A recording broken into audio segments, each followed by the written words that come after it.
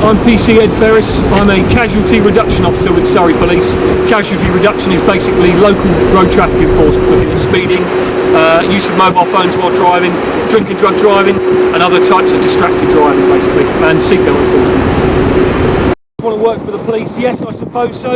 In the background, there's always that kind of drive towards something specific, and generally I always had the idea that I'd want to get into the police in some way, shape or form. Generally that comes from, and I think this will be the same from a lot of police officers you may speak to, is that seeing something going on that you know is wrong and wanting to be able to involve yourself in solving that, in preventing somebody from doing that kind of thing, that's often what drives a lot of people to want to join the police service in general. So my job role is something called casualty reduction, and generally that involves what we call local road traffic enforcement.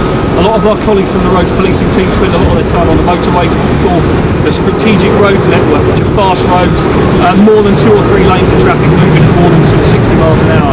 And that means that a lot of the time they don't have the opportunity to come onto what we call local divisional roads. So myself and a number of colleagues do casualty reduction, and we focus on speed enforcement, we focus on seatbelt enforcement, and that can involve us making sure drivers are wearing their seatbelts, making sure that young children are strapped in the rear of vehicles, making sure young children are properly secured in child seats and wearing the straps properly. In the event of a collision at the end of the day, a small child is going to pick up very serious injuries, if not life-changing or life-threatening injuries. We need to make sure they're properly strapped in.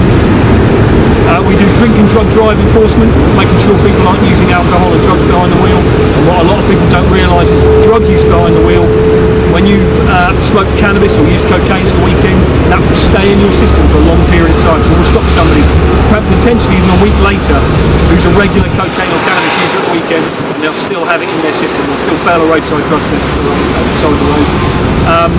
We do seatbelt enforcement, drink drive enforcement, drug drive enforcement, and we look at mobile phone enforcement as well. There's a lot of distractions around mobile phones.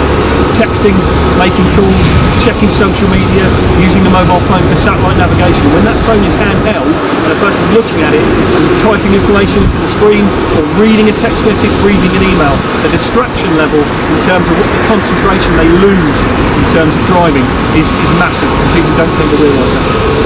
And then there's a whole host of other distractions inside the car as well, which you try and intervene on a daily basis.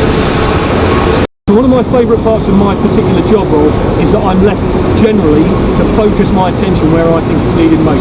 I'll chat with other colleagues and we'll say, right, today we're going to go out and do a mobile phone enforcement operation, and we can say, right, one of us will video people on mobile phones, and then we'll officers further down the road to stop those offending drivers. It means that we can come together as a team and have a greater impact. We can get best evidence of that type of enforcement, and it means that if we say we want to focus on something, maybe it's mobile phone enforcement week, or it's seatbelt enforcement week, or it's drink drive enforcement week, we can say, right, we're going to put everything to one side within reason, and we're going to focus on that on its own. So one of the nice things about my role, and the nice thing about policing in general, for the most part I think, is that there is no typical day. I can spend 2 or 3 days focusing on speed enforcement, and that might be because I know there's a particular problem outside or near a school where people are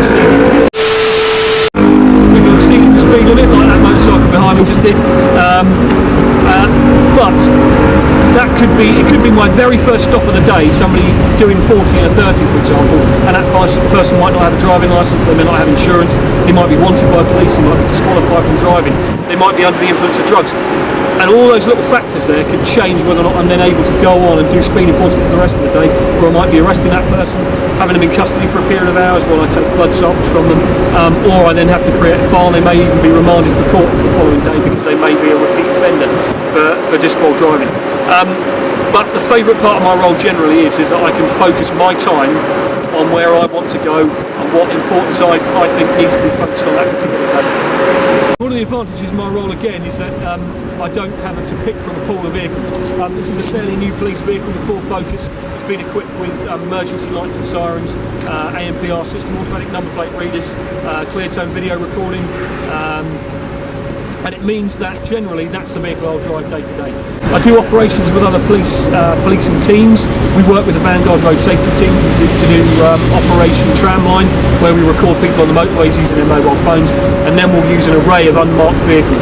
We've got Volvo V40s, Volvo V60s. That's probably one of my more favourite vehicles because you're at a slightly higher ride height, you've got a lot of metal protecting you from potential collisions, comfortable at speed, and you get a a good view of the road around you. We've got a number of BMWs in force still, there's a number of Mercedes out there, but I'd say other than my Ford Focus, I much prefer the Volvo for the ride height and the comfort level. So I'd never want to discourage somebody from joining the police service. Policing isn't for everybody. What you need to find out is whether or not it's going to suit you, and it may well be that you might have an idea in your head when you're at school or college and you want to join the police. Finding out what we do realistically day to day. You can watch TV programs until you're blue in the face, knowing whether or not that lifestyle is for you, because it's not just a day-to-day job. You'll find yourself going home and you'll see things going on while you're off duty. It'll change how you behave towards people you know, people you love, family members, all that kind of stuff. So it's about accepting that lifestyle as a police officer. So generally, for somebody who wants to join, I say to them, well, if you're old enough, look at joining the Special Customer Service, because as a volunteer, in addition to normal day-to-day things, you can work with the police and find out whether or not it's the kind of thing you want to do as a full-time job, and also test whether or not people are able to survive on the change in monetary income. You can become a police community support officer and work with the police, but not necessarily enforcing, gathering intelligence, engaging with other members of the community. You could work as a detention officer first, and you can then interact with custody sergeants and police officers, bringing people into a custody environment, get a feel for whether or not that's the kind of environment for you. So it gives you a taste. You could work with scenes of crime as well. It gives you a taste of all the different facets of policing, and you can see that around you at the same time, seeing to yourself, well, is this something that I could do day to day, or whether I'd like to join one of those support roles, or actually I'd like to stay as a special, as a volunteer. So there's many ways of doing it, but it's get that taste first, do what you guys are doing and speak to the police, and try and do as much research as possible to find out whether or not it's something you want to throw yourself into, because there's a lot of background work you have to do, a lot of training you have to do. You don't want to do that going in blind. So there's a multitude of things you could do within the police service. Different forces, different constabularies, as it were, will have different numbers of teams. The Metropolitan Police, for example, probably the most diverse. They've got specialist robbery teams, specialist burglary teams, plainclothes teams that do investigations as well as proactive enforcement. Surrey's got slightly smaller kind of an array of teams, and traffic enforcement is one of those specific teams you can join. For me, traffic enforcement, like some of the other things I've done, proactive enforcement, gives you the opportunity to intervene before something happens. There's a lot of people out there that might say, well, haven't you got anything better to do than stop me from being on my mobile phone, stop me from going too fast, and tell me off for not strapping my kids in. For me, it's the opportunity to say, well, I'd rather give you a ticket, give you a fine and put points in your driving licence today than be dealing with you tomorrow for a serious collision where you or somebody else that's in the car with you has been seriously injured, or where you've gone on to injure somebody else. So for me, it's about intervening and proactively trying to prevent those things from happening further on down the line. Talked about it a little bit before, distractions in cars. There are so many different distractions. You could be eating and drinking in the car, you could have people in the car talking to you, young children in the car. Distracted driving was one of the massive factors involved in then leading on to collisions. And one of those massive distractions in cars is always mobile phones. The reason that mobile phone enforcement, or the penalties for mobile phones, went from 3 points to 6 is because there's a lot of evidence out there and a lot of situations that have arisen from people using phones that have led to serious or fatal road traffic collisions. People think driving's easy because they get used to it, and they sit there and they're driving and they've got themselves into gear, they want to drive at the speed they feel comfortable at, and they think that's it, they're done, they're comfortable until the next thing happens. Driving is a combination of lots of tiny little, very complicated activities, lots of focuses you have to look at as you're looking around the vehicle and things that are going on around you, people crossing the road, other traffic, other types of traffic, motorbikes, cyclists, pedestrians with dogs, young children who might react differently. And all the time your brain is working on all those calculations. If you introduce something unrelated to it, like looking at a mobile phone, taking a mobile phone call, sending a text message, your brain then has to sort of segment what you're focusing on. And if you're taking 50% of your brain away to look at that mobile phone, that's 50% attention is gone from the road.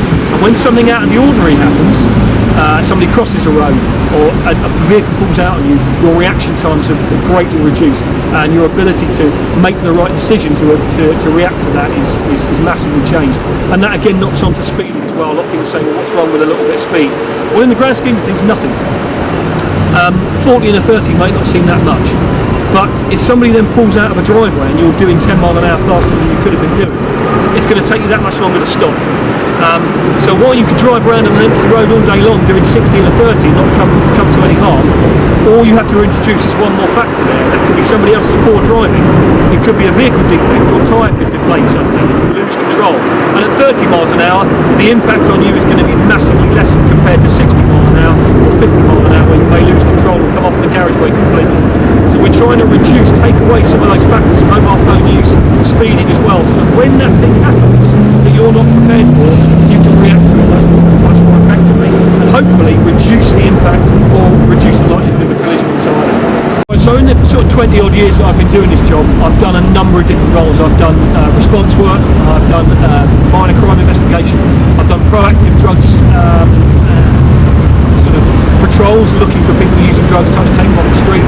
I've done missing person investigation, and I've done road traffic enforcement. Now the penultimate one then, the missing person investigation, was a bit of a stopgap for me because I was looking at where I wanted to go next. And as opposed to sitting in the office and just making phone calls and trying to find people, we were actually out looking for missing persons. And on one particular occasion, we were looking for a missing person who was actually also wanted by the police. And we went to an address looking for that person. Somebody came out of the address and said, "Oh, have you seen so-and-so?" And they said, no. And they were very kind of nervous, very uneasy around us. They just wanted to leave. And we said, well, you know, what's wrong? You're not going to get in trouble, he's not going to get in trouble, we're just trying to find him, make sure he's okay. And eventually that person, instead of going out as they were intended to, turned around and went back inside the address. That told me and my colleagues something wasn't right there. And as it turned out, we got a number of other officers to assist us. We put a cordon around the house, and we used police powers to get in there, and we found him hiding in the address. And we'd actually been keeping that person hostage for about 2 days, not letting her out of the address. And for me, the minor thing of trying to find a missing person had a knock-on effect for me, and I thought there was plenty of things that could have happened to that person had we not intervened, had we not followed her got there. So there's lots of different things you could be doing, and I could be doing road traffic enforcement and find something similar. You've just got to follow your nose, your instinct, to think to yourself, something's not right, what do I need to do about it? So that's probably one thing that sticks with me.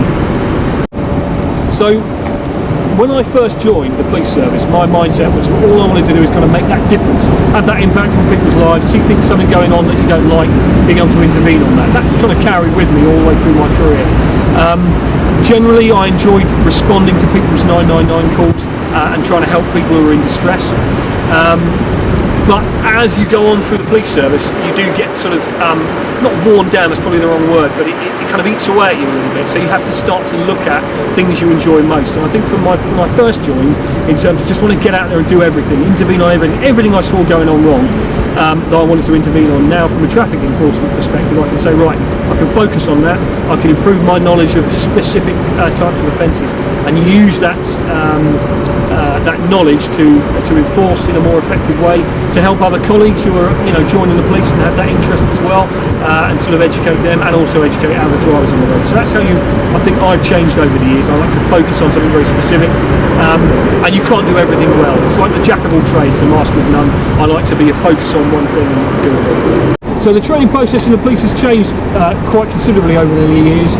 We've had different requirements when you join in the police service. When I first joined, you had to do the police initial recruitment test, or you had to have a certain number of GCSEs.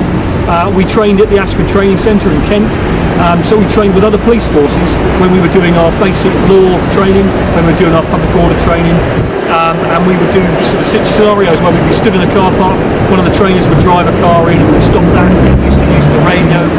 And now we do all our training at Guildford, and it's in-house training, it's Surrey training only.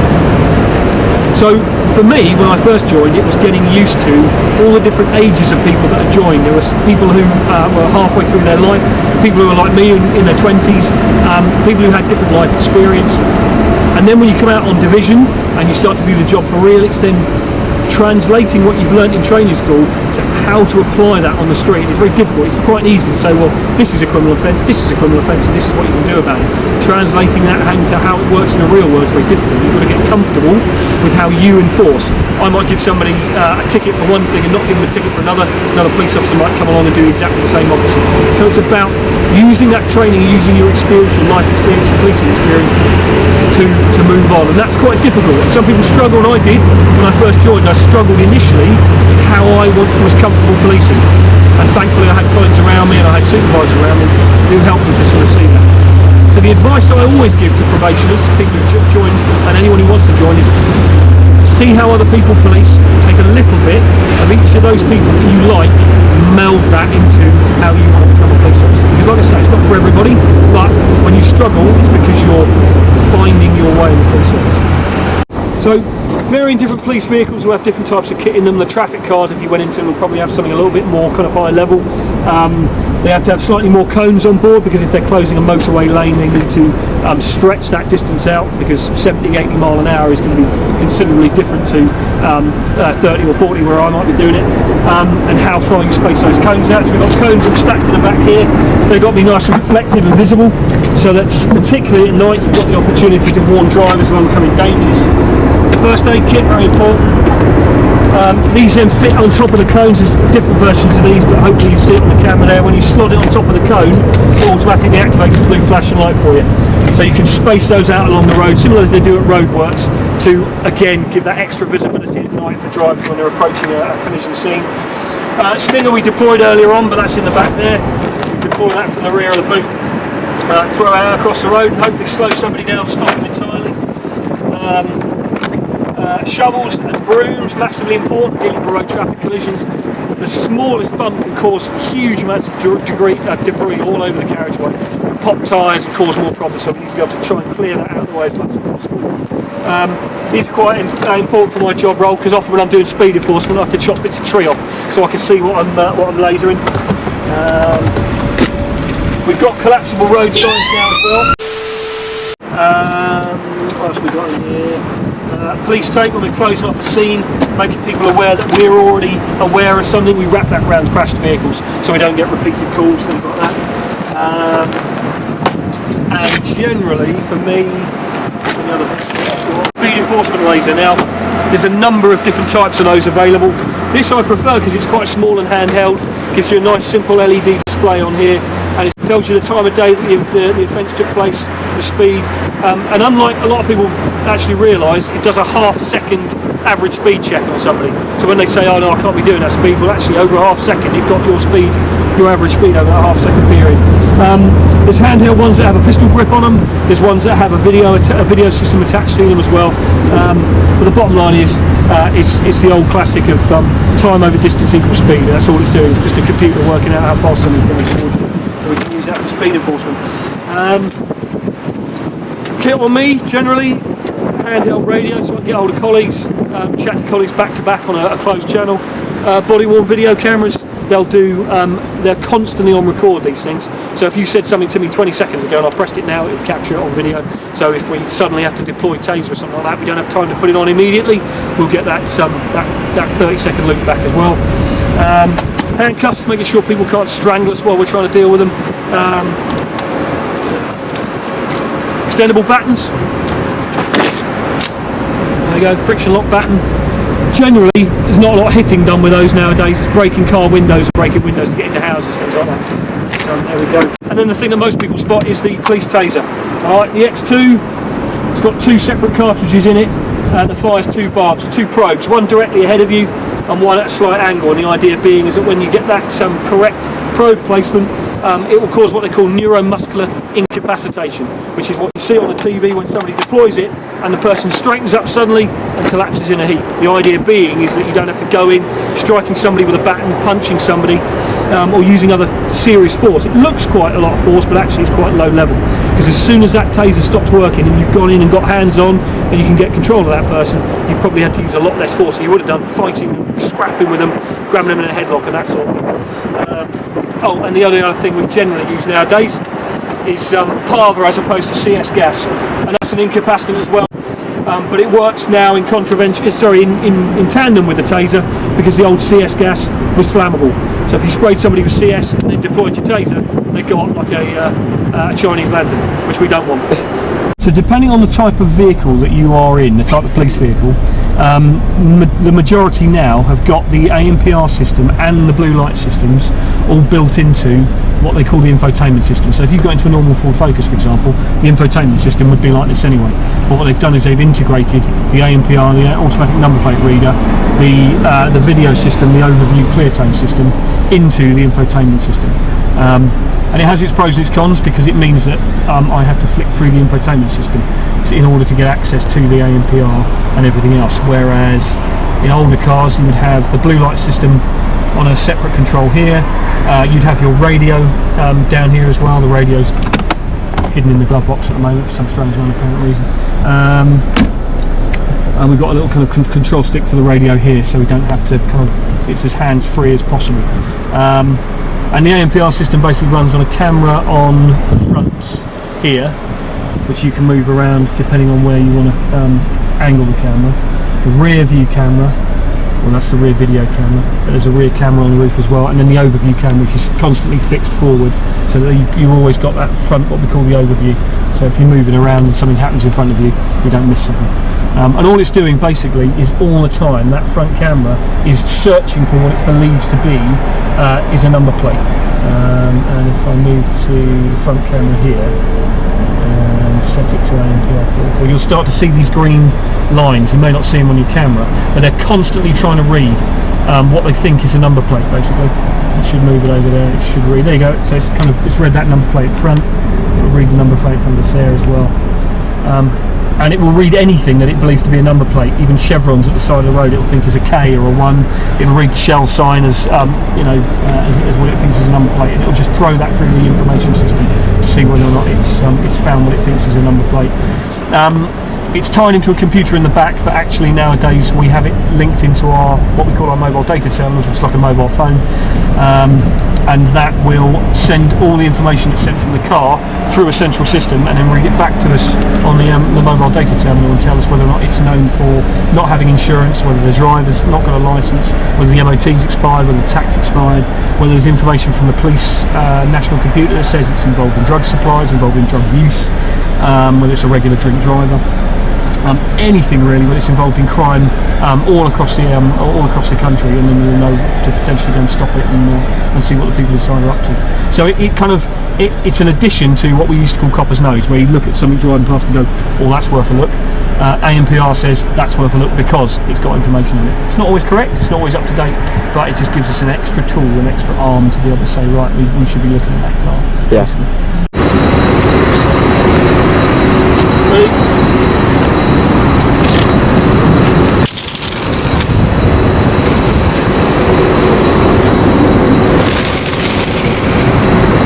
The idea being is you put it out as far across the carriageway as possible, and then when the oncoming vehicle, you draw it into the path of the oncoming vehicle, and then you get it right out of the way if there's a police vehicle chasing them. Yeah. The idea is sting the right vehicle, get it out of the way, and then hopefully you get that slow deflation of the tyres, and it kind of brings a pursuit to an end.